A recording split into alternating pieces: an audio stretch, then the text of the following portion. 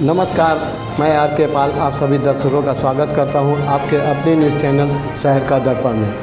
अब सभी खबरें विस्तार से। लखनऊ में आज आदर्श भारतीय विद्यालय के द्वारा आर्ट&एआई एग्जीबिशन का आयोजन किया गया। कार्यक्रम का शुभारंभ विद्यालय प्रबंधन की उपस्थिति में मुख्य अतिथि आकाश श्रीवास्तव और विशेष अतिथि जयंती श्रीवास्तव ने किया। इस प्रदर्शनी में नर्सरी से कक्षा 9 तक के विद्यार्थियों ने भाग लिया। छात्रों द्वारा प्रमुख मॉडलों में robot model, solar tanker, hydraulic lift sensor, street light और ऑटोमेटिक स्ट्रीट लाइट जैसे प्रोजेक्ट विशेष आकर्षण का केंद्र है। इन मॉडलों के माध्यम से विद्यार्थियों ने पर्यावरण संरक्षण, ऊर्जा बचत, स्मार्ट टेक्नोलॉजी और सामाजिक समस्याओं के समाधान से जुड़े अपने विचार भी बताएं। वहीं इस मौके पर एग्जीबिशन देखने आए अभिभावकों ने भी अपने बच्चों की भूरी भूरी प्रशंसा की। वही आए हुए मुख्य अतिथियों ने कहा कि आदर्श भारतीय विद्यालय ने ये साबित कर दिया है कि शिक्षा रचनात्मक और तकनीकी नव संचार के क्षेत्र में नियंत्रण प्रगति कर रहा है और भविष्य में भी ऐसे प्रेरणादायक कार्यक्रम आयोजित करते रहेंगे। साथ ही बच्चों का भी उत्साहवर्धन किया। आइए देखते हैं हमारे संवाददाता की एक विशेष।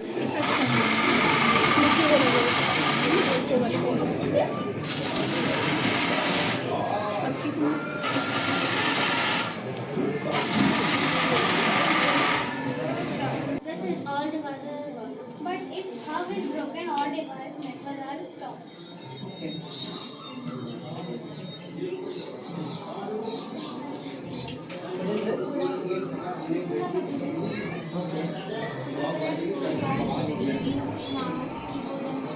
Very good.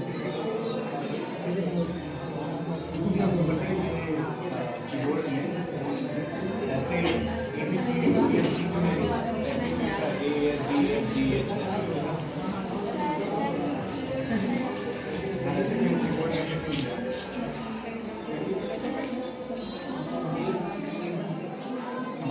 उनको बहुत ज़्यादा मेहनत करनी पड़ेगी नए कीबोर्ड को सीखने के लिए, और उनको यही लगा कि सिर्फ यही लोग तो यूज़ करने वाले हैं जो मैनुअल से डिजिटल आ जाएंगे।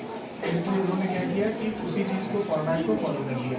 लेकिन बाद में क्या हुआ, टाइप तो नहीं यूज़ कर पाए उतना, और हम लोग आज यूज़ करके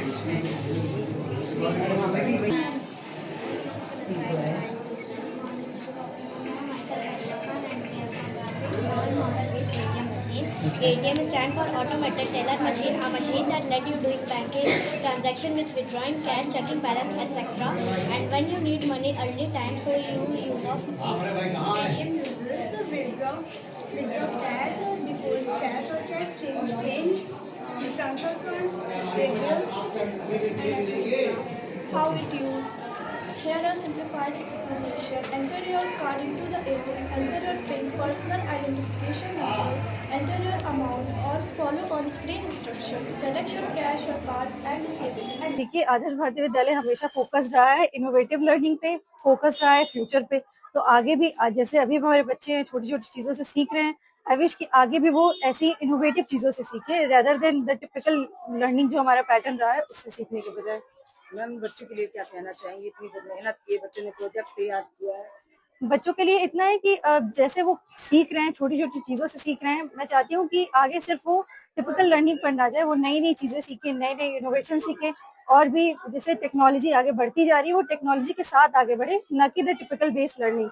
सिर्फ बुकिश लैंग्वेज उनके पास ना हो, उसके अलावा उनके पास एक्टिविटी और प्रैक्टिकल बेस्ड नॉलेज ज्यादा हो। मैम, बच्चों के लिए क्या कहना चाहेंगे? Wish them very good luck, that's it. School के साथ जुड़े रहिए, जितना स्कूल आपके लिए बेटर कर सकता है विल ट्राई टू प्रोवाइड दो। अभी हमने बहुत अच्छा एक इनोवेशन करी है विद्यम के साथ मिलकर हमने बहुत अच्छा एक प्लान किया है कि हम बच्चों को कस्टम बेस्ड लर्निंग दे रहे हैं। बहुत सारी डिटेल्स ऐसी हैं जो आपको अभी एक्सक्लूसिवली आगे हम बताएंगे, प्रेस रिलीज करेंगे, चीजें बात करेंगे, लोगों को समझाएंगे। लेकिन हमारा पर्पस ये रहेगा कि विद्यम के साथ मिलकर हम आदर्श भारतीय विद्यालय को जितना ग्रो कराना चाहे, जितना हमारे बच्चे ग्रो कर सकते एवी जो छोटे बच्चे हैं एकदम नर्सरी के, उनकी क्रिएटिविटी देख के भी बड़ा अच्छा लगा। सिंपल सिंपल चीजों से उन्होंने बहुत ही ब्यूटीफुल चीजें बनाई हैं जिससे वो घर डेकोरेट कर सकते हैं एंड क्लासरूम्स वगैरह भी डेकोरेट कर सकते हैं। अगर बड़े बच्चों की बात की जाए तो जैसे सिंपल सिंपल प्रोजेक्ट को उन्होंने इतने इनोवेटिव तरीके से किया है, जैसे वो हाइड्रोलिक लिफ्ट, साथ ही साथ वो सेंसर्स वाले जो स्ट्रीट लाइट्स वगैरह थे, दैट वर अमेजिंग। मतलब मुझे बहुत अच्छा लगा कि बच्चों को ये टेक्निक्स जो है इस तरह से सिखाया जा रहा है कि वो समझें और उसको रियल लाइफ में यूज कैसे करना है वो उनको समझ में आ रहा है। वो ब्रिलियंट था।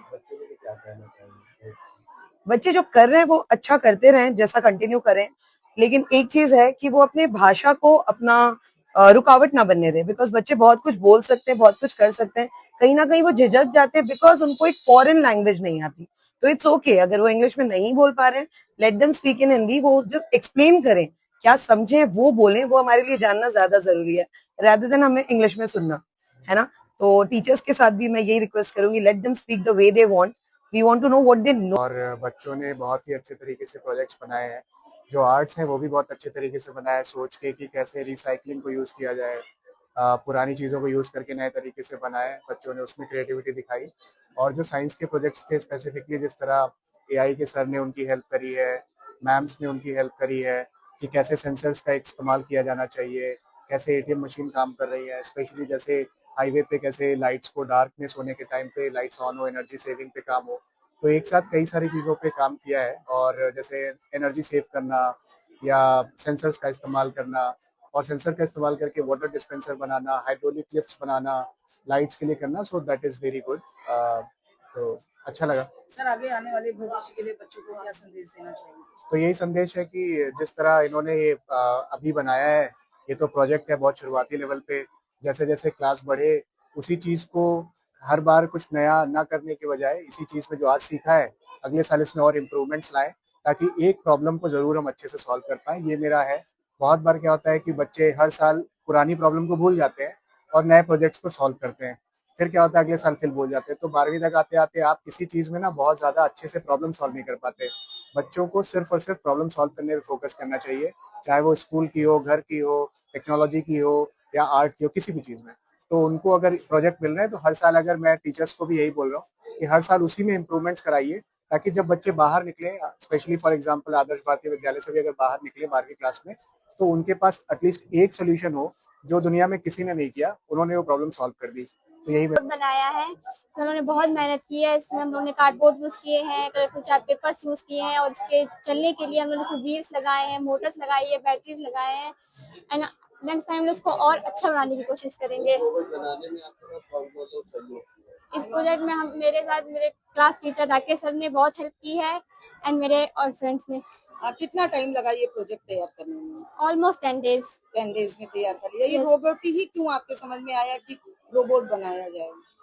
क्योंकि आजकल एआई का है, तो एआई से सिर्फ एक ही चीज दिमाग में आती है, वो है रोबोट, और ये पहली बार बना है स्कूल में रोबोट, और हो सकता है बाकी जो प्रोजेक्ट बने वो रिपीट हो, कुछ नया हो, मगर एकदम ही अलग है रोबोट, और पहली बार बना है, इसलिए